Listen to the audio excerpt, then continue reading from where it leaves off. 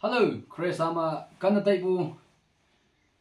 konyak semyo semba ai halan anyo nyu palan pa chailan oyen ocean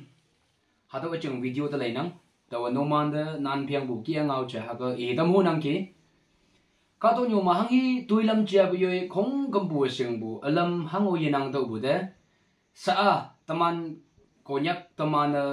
linga ngayang bu hemnial hado chang ma taw ngau cha i hado i tamhu nang ki katalana yoye pa manhu nang singhu nang hayang boy hipak phabu yok taya hemnial singhu taya boy yoy yishing okulan chingna part khongkum soprano although tenor bass salok yang yichi hayang boy dawa normally liya hipak taw okwanda chaya ngang sing oklak chingna taw okbu shina numande hem ala chia bui aniu alang chia bui sa abu hibang ma lend bu hibak ma bu gi ay cheba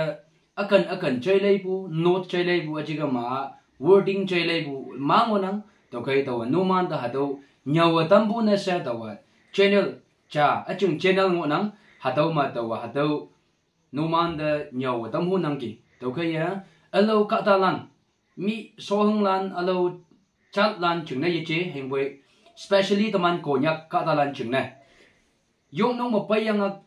hiện lộc bu khoya master sahat cha yung bu music director sahat là yung bu niyo yui mak hataw yang sangi ok to bu da follow na maya yamyang ok bu hataw hem sang si ma bu mai no phi ma hataw hal sang si ngi bu chừng này taw hangi pa lam hataw hem chừng da cham la kai no sa tai wan de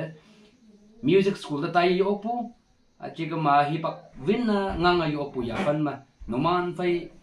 hado taw opu lama understanding na yo yeseng oklang na hado hem cha video lingu nang dogai opu sen na hem sing hu pu ka ta atam ngo su pu na meng kama aching channel da subscribe na menga hado la ya noman na sing na ngang ha o se aching videos da o view na meng ya ba noman li da do yo ba to China tam nang thank you.